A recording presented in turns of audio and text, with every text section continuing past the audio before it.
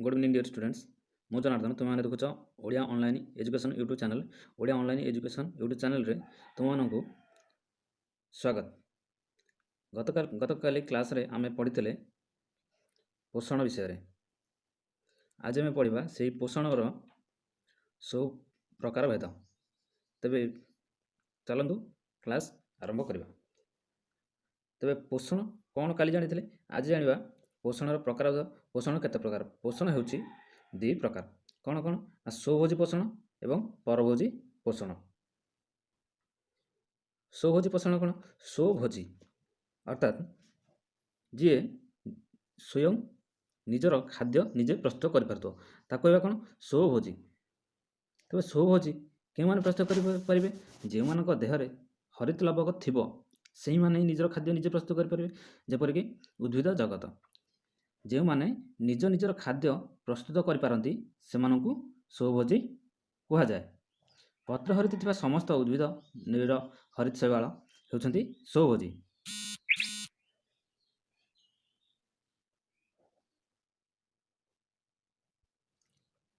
उद्भिद जगत माने निजर पत्र हरित लवक साहाय्य निजर खाद्य निजे प्रस्तुत करिपारंती।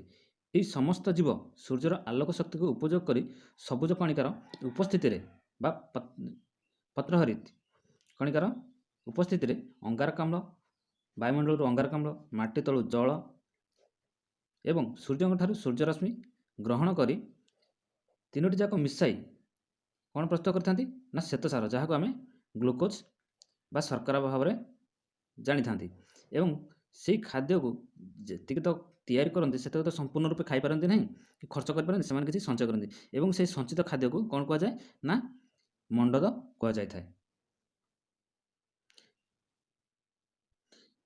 उद्भिद जगत माने यही खाद्य तैयारी करने प्रक्रिया को कौन कहती ना आलोक श्लेषण एवं ए प्रकार पोषण को कौन कहती? स्वभोजी पोषण। कारण से माने निज खाद्य निजे प्रस्तुत करि।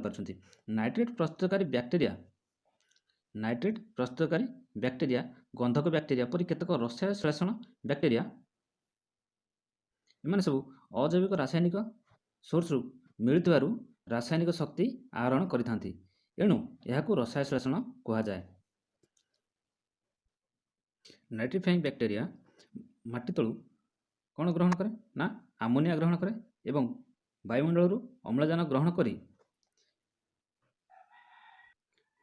कौन दिए ना नाइट्रस ऑक्साइड प्लस दुईटी अम्लजान अणु दुईटी अम्लजान में जल अणु प्लस एनर्जी देता है। सेहीपरि सल्फर बैक्टेरिया कौन करे ना भूमि तलु हाइड्रोजन सल्फाइड एवं वायुमंडल अम्लजान ग्रहण करी दुईटी दुईटी जल अणु एवं दुईटी सल्फर अणु शेष में एनर्जी जोगाई थाए।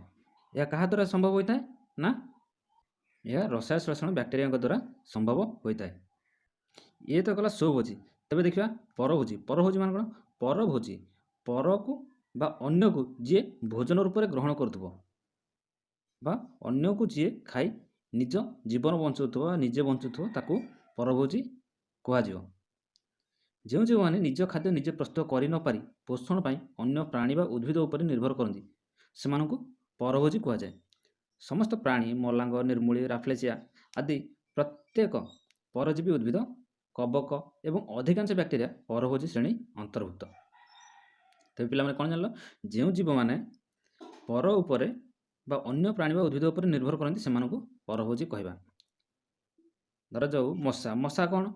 जोक कौन? एमाने भी परभोजी। कारण मशा निज खाद्य निजे प्रस्तुत करें ना सी मनीष शरीर हो कि अन्य प्राणी शरीर रक्त ग्रहण कर निज जीवन बंचाई थाए तेणु सी भी परभोजी। तेज ये जो पोषण प्राणी कौन कह जाए ना परभोजी पोषण कह जाए। परभोजी पोषण मुख्यतः केते प्रकार? 4 प्रकार। कौन कौन? प्राणी सम पोषण, मृतजीव पोषण, परजीव पोषण आउ समजीव पोषण। तेज जाना प्राणी सम पोषण कौन? प्राणी सम पोषण कौन ना परजीव प्राणी को छाड़ी अन्य समस्त प्राणी यही प्रणाली रे अन्य उद्भिद प्राणी को संपूर्ण व आंशिक भाव में खाद्य रूपे ग्रहण करते। यह हूँ प्राणी बा प्राणी सम। पे कौन बुझल? परजीवी अर्थात मलांग निर्मूली राफ्लेसिया यही मान छाड़ी अन्य समस्त प्राणी ପ୍ରାଣୀ ସମ ପ୍ରଣାଳୀରେ ଅନ୍ୟ ଉଦ୍ଭିଦ ବା ପ୍ରାଣୀକୁ ସମ୍ପୂର୍ଣ୍ଣ ବା ଆଂଶିକ ଭାବେ ଖାଦ୍ୟ ରୂପେ ଗ୍ରହଣ କରିଥାନ୍ତି। ଠିକ୍ ଏହା ହେଉଛି ପ୍ରାଣୀୟ ବା ପ୍ରାଣୀ ସମ ପୋଷଣ। ପରିପାକ ପରେ ସରଳୀକୃତ ଖାଦ୍ୟର ଆତ୍ମୀକରଣ ବା ଅନ୍ତଃଗ୍ରହଣ ହୋଇଥାଏ। ଏହା ଶରୀର ଗଠନରେ ଓ ଶରୀରକୁ କାର୍ଯ୍ୟକ୍ଷମ ରଖିବାର ସହାୟ ହୋଇଥାଏ।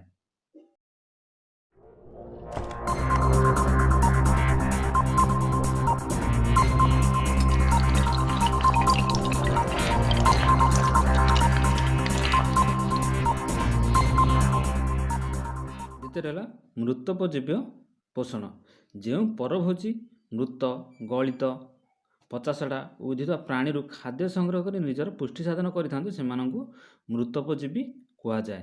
ଯେଉଁମାନେ ପର ଉପରେ ବା ପଚାସଢ଼ା ମରିଯାଇଥିବେ, ଶୁଖିଲା ମୁଖିଲା ଖାଦ୍ୟ ଯୋଉଟା ନିର୍ଜୀବମାନଙ୍କ ପାଖରୁ ଯେଉଁମାନେ ଖାଦ୍ୟ ନିର୍ଜୀବମାନଙ୍କୁ ଖାଇ ଯେଉଁମାନେ ନିଜର ଜୀବନ ବା ନିଜକୁ ବଞ୍ଚାନ୍ତି ସେମାନଙ୍କୁ ମୃତୋପଜୀବୀ କୁହାଯାଏ। ଏହି ଜୀବମାନେ କଠିନ ପଦାର୍ଥକୁ ଖାଦ୍ୟ ରୂପେ ଗ୍ରହଣ କରିପାରନ୍ତି ନାହିଁ।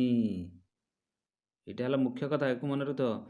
ପରଭୋଜୀମାନେ କେବେ ବି କଠିନ ପଦାର୍ଥକୁ ଖାଦ୍ୟ ରୂପେ ଗ୍ରହଣ କରିପାରନ୍ତି ନାହିଁ। ସାଧାରଣତଃ ଖାଦ୍ୟ ଗ୍ରହଣ ବେଳେ ଏମାନେ ନିଜ ଶରୀରରୁ ପାଚକ ରସ ବାହାର କରିଥାନ୍ତି। ଠିକ୍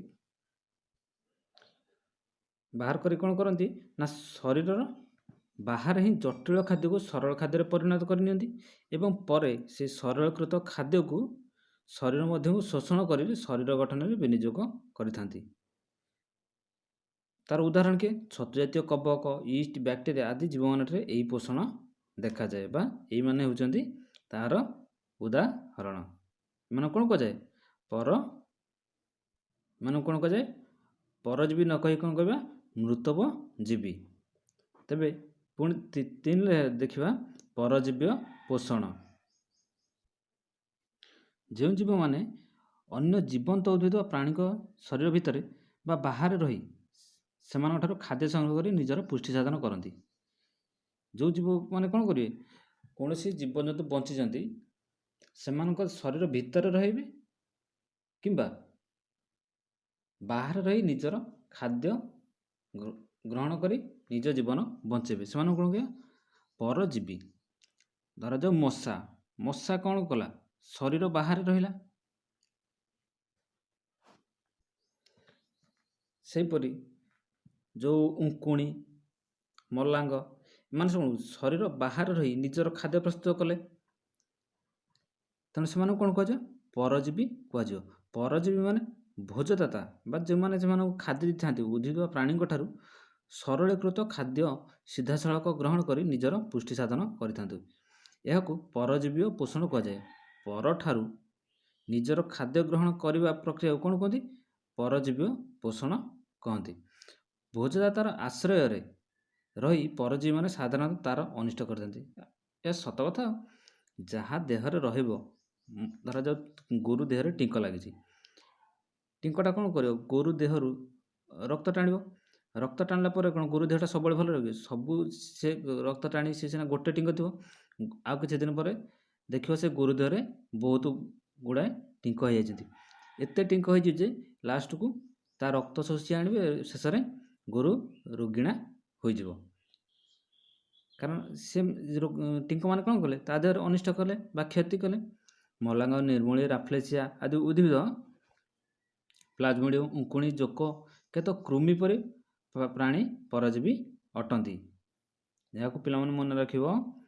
ମଲାଙ୍ଗ, ନିର୍ମୂଳୀ, ରାଫ୍ଲେସିଆ ଆଦି ଉଦ୍ଭିଦ ପ୍ଲାଜମୋଡ଼ିୟମ, ଉଙ୍କୁଣି, ଜୋକ କେତେକ କୃମି ପରି ପ୍ରାଣୀ ପରଜୀବୀ ଅଟନ୍ତି।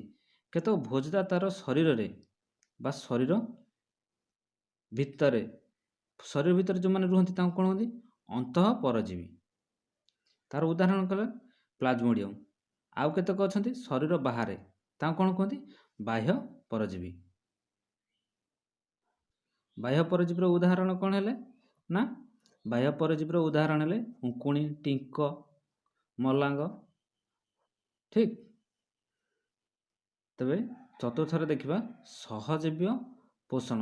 ସହଜୀବ୍ୟ ମାନେ ସେ ପର ଉପରେ ପରସ୍ପରକୁ ନିର୍ଭରଶୀଳ ହେଇଥିବେ। ସହଜୀବ୍ୟ ପରସ୍ପର ନିର୍ଭରଶୀଳ ହୋଇ ଚଳୁଥିବେ, କିନ୍ତୁ କେହି କାହାର କ୍ଷତି କରିପାରୁ ନଥିବେ। ବେଳେବେଳେ ଦୁଇଟି ସମ୍ପୂର୍ଣ୍ଣ ଭିନ୍ନ ଜାତିର ପ୍ରାଣୀ ଅଥବା ଉଦ୍ଭିଦ ଓ ପ୍ରାଣୀ ବା ପ୍ରାଣୀ ଓ ଅଣୁଜୀବ ବା ଉଦ୍ଭିଦ ଓ ଅଣୁଜୀବ ଏକାଠି ବାସ କରୁଥିବା ଦେଖାଯାଏ। କିଛି ବୁଝିପାରିଲ ନା ପିଲାମାନେ? କେତେକ କ୍ଷେତ୍ରରେ ପ୍ରାଣୀ ସହିତ ରହିଥିବ, କିମ୍ବା ପ୍ରାଣୀ ଉଦ୍ଭିଦ ମିଶିକି ରହିଥିବେ, କିମ୍ବା ଉଦ୍ଭିଦ ଅଣୁଜୀବ ଏକାଠି ମିଶିକି ରହୁଥିବେ। ଏହାକୁ ସହଜୀବିତା କୁହାଯାଏ। ଏଥିରେ କେହି କାହାର କ୍ଷତି କରନ୍ତି ନାହିଁ, ବରଂ ଏମାନଙ୍କ ଭିତରେ ପୋଷଣର ଆଦାନ ପ୍ରଦାନ ହୋଇଥାଏ। ଏମାନଙ୍କ ଭିତରେ କ'ଣ ହୋଇଥାଏ ନା ପୋଷଣର ଆଦାନ ପ୍ରଦାନ ହୋଇଥାଏ। ଏହାକୁ ସହଜୀବ ପୋଷଣ କୁହାଯାଏ। ଉଦାହରଣ ସ୍ୱରୂପ ଆମ ଅନ୍ତନଳୀରେ ସହଜୀବ ଭାବେ ବାସ କରୁଥିବା ଆମେ ଯେଉଁ ଅନ୍ତନଳୀ ବା ସ୍ମଲ୍ ଇଣ୍ଟେଷ୍ଟାଇନ୍, ତା ଭିତରେ କ'ଣ ରହୁଛି? ଇଶ୍ଚେରିଆ କୋଲାଇ ନାମକ ଏକ ବ୍ୟାକ୍ଟେରିଆ ରହିଛି, ଯିଏକି ଆମ ଶରୀରରେ ଭିଟାମିନ୍ B12 ବା ସାଇନୋକୋବାଲାମିନ୍ ପ୍ରସ୍ତୁତ କରି ଆମକୁ ଖାଦ୍ୟ ଯୋଗାଇଥାଏ। ତା ପରିବର୍ତ୍ତେ ଆମ ଅନ୍ତନଳୀରେ ସରଳୀକୃତ ଖାଦ୍ୟ ଗ୍ରହଣ କରି ନିଜର ପ୍ରତିପାଳନ କରିଥାଏ। ଯବକ୍ଷାରଜାନ ବିବନ୍ଧନରେ ସହଜୀବୀ ବ୍ୟାକ୍ଟେରିଆ ଅବଦାନ ଓ ସହଜୀବିତା ଅନ୍ୟ ଏକ ଉଦାହରଣ। ଯେମିତି କୁହାଯାଇଥିଲା ପୂର୍ବରୁ, ନାଇଟ୍ରୋଜେନ୍ ଫିକ୍ସେସନ୍ ବ୍ୟାକ୍ଟେରିଆ କ'ଣ କରେ ନା ସେ ମାଟି ତଳୁ ନାଇଟ୍ରୋଜେନ୍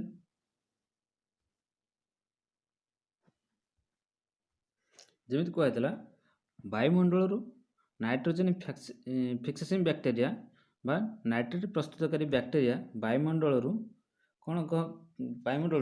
ମାଟି ତଳୁ ଆମୋନିଆ ଗ୍ରହଣ କରି ଏବଂ ବାୟୁମଣ୍ଡଳରୁ ଅମ୍ଳଜାନ ଗ୍ରହଣ କରି କ'ଣ ପ୍ରସ୍ତୁତ କରିଥାଏ ନା ନାଇଟ୍ରସ୍ ଏସିଡ୍, ଜଳ ଏବଂ ଏନର୍ଜି ଦେଇଥାଏ। ତେବେ ଖାଦ୍ୟ ଆବଶ୍ୟକ ଆଧାର କରି ପ୍ରାଣୀମାନଙ୍କୁ କେତେ ଭାଗରେ ବିଭକ୍ତ କରାଯାଇଛି ନା 3 ଭାଗରେ। କ'ଣ? ଶାକାହାରୀ ଯେଉଁମାନେ ଉଦ୍ଭିଦ ବା ଉଦ୍ଭିଦ ଜାତକୁ ଖାଉଥିବେ ସେମାନଙ୍କୁ କ'ଣ କହିବା? ଶାକାହାରୀ। ଯେମିତି ଶାକାହାରୀ କୋଉମାନେ? ଉଦ୍ଭିଦ ବା ଘାସ ପତ୍ର କୋଉମାନେ ଖାଆନ୍ତି? ଛେଳି, ଗୋରୁ, ଏମାନେ କ'ଣ ହେଲେ? ଶାକାହାରୀ। ଏମାନେ କେବଳ ଘାସ ଡାଳ ପତ୍ର ଖାଇକି ବଞ୍ଚିବେ। ମାଂସାହାରୀ ଯେଉଁମାନେ ମାଂସକୁ ବା ଅନ୍ୟ ପ୍ରାଣୀ ବା ପ୍ରାଣୀଜ ପଦାର୍ଥକୁ ଭକ୍ଷଣ କରୁଥିବେ। ମାଂସାହାରୀର ଉଦାହରଣ କିଏ ହେଲା? ବାଘ, ସିଂହ, ଶିଆଳ। ଏମାନେ କ'ଣ ହେଲା? ଖାଇବେ କାହାକୁ? ନା ପ୍ରାଣୀ। ସେମାନେ ଜୀବଜନ୍ତୁ ସିଧାସଳଖ ଖାଇବେ। ସେଥିପାଇଁ ସେମାନଙ୍କୁ ମାଂସ ଆହାର କରୁଥିବାରୁ ସେମାନଙ୍କୁ ହେଲା ମାଂସାହାରୀ। ଏବଂ ସର୍ବାହାରୀ, ଯିଏକି ସମସ୍ତଙ୍କୁ ଖାଇପାରୁଥିବ। ମାଛ, ମାଂସ, ଘାସ, ଶାଗ ସବୁ ଖାଇପାରୁଥିବ। ତାର ଉଦାହରଣ କିଏ? ଏଇ ମଣିଷ ଜାତି ସର୍ବାହାରୀ ବା ରାକ୍ଷସ। ସିଏ ସମସ୍ତଙ୍କୁ ଖାଇଦେଉଛି। ଖାଦ୍ୟରେ ବାଛ ବିଚାର ନକରି ଯାହା ଖାଦ୍ୟ ବୁଝି ତାହା ଭକ୍ଷଣ କରିପାରୁଥିବ। ସିଏ ହେଉଛି କିଏ? ଏଇ ମଣିଷ। ସାରା ସୃଷ୍ଟିଟାକୁ ଖାଇଦେବ। ଉଦାହରଣ ସ୍ୱରୂପ ଆମେ ନେବା ବିଶ୍ୱର ସବୁଠାରୁ ସର୍ବାହାରୀ ଲୋକ କେଉଁମାନେ କହିଲେ? ଚାଇନାବାସୀ। ତେବେ ଏବେ ଦେଖିବା ଆଲୋକ ଶ୍ଳେଷଣ ପ୍ରକ୍ରିୟା କ'ଣ। ଆଜି ପାଇଁ ଏତିକି, ପୁଣି ଦେଖା ହେବ ପରବର୍ତ୍ତୀ କ୍ଲାସ୍ରେ। ତେବେ ଯେଉଁମାନେ ଏହି ଚ୍ୟାନେଲକୁ ସବସ୍କ୍ରାଇବ୍ କରିନାହ, ଏବେ ସବସ୍କ୍ରାଇବ୍ କରିନିଅ, କାରଣ ଯେତେବେଳେ ନୂଆ ନୂଆ କ୍ଲାସ୍ ହେବ ତୁମକୁ ନୋଟିଫିକେସନ୍ ମିଳିପାରିବ ଏବଂ ଭଲ ବିଷୟରେ ଭଲ ଜ୍ଞାନ ଆହରଣ ପାଇଁ ସୁବିଧା ହେବ। ତେବେ ବିଳମ୍ବ ନ କରି ଚ୍ୟାନେଲକୁ ସବସ୍କ୍ରାଇବ୍ କରନ୍ତୁ ଏବଂ ସାଙ୍ଗମାନଙ୍କ ସାଥିରେ ସେୟାର କରନ୍ତୁ। ଭିଡ଼ିଓକୁ ଲାଇକ୍ କରନ୍ତୁ। ଧନ୍ୟବାଦ।